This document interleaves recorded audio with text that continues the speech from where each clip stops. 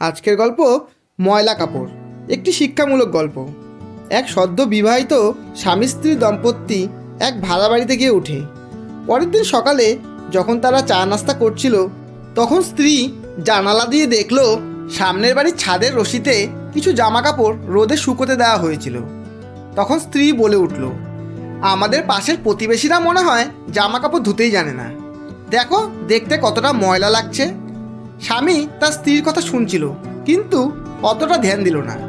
এক দুদিন পর সেই একই জায়গায় আবারও বেশ কিছু জামা কাপড় রোদে শুকোতে দেওয়া হয়েছিল।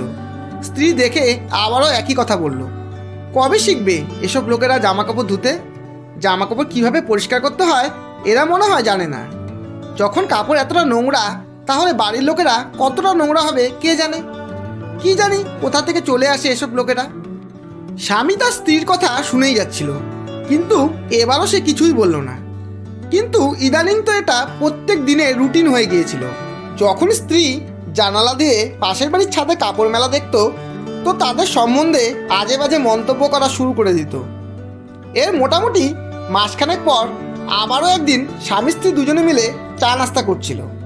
আজও স্ত্রী বরাবরের মতো জানালার সামনে গিয়ে জানালা দিয়ে সামনের বাড়ির ছাদের দিকে তাকালো আর অবাক হয়ে বলল, আরে বাহ, আজ মনে হয় এদের হুঁশ ফিরেছে। আর জামা কাপড় একদম পরিষ্কার দেখতে লাগছে। মনে হয় অবশ্যই এদের কেউ কিছু বলেছে, না হলে আজ জামা কাপড় এত ঝকঝকে। তখন পাশ থেকে স্বামী বলে উঠল, না, তাদের কেউ কিছুই বলেনি। এই কথা শুনে স্ত্রী চমকে উঠে বলল, তুমি কি করে জানলে? তখন স্বামী বলল, আজ আমার অনেক সকালে ঘুম ভেঙে গিয়েছিল, তাই আমি জানালার কাজগুলো বাইরের দিক থেকে গিয়ে ধুলো পরিষ্কার করে দিয়েছি।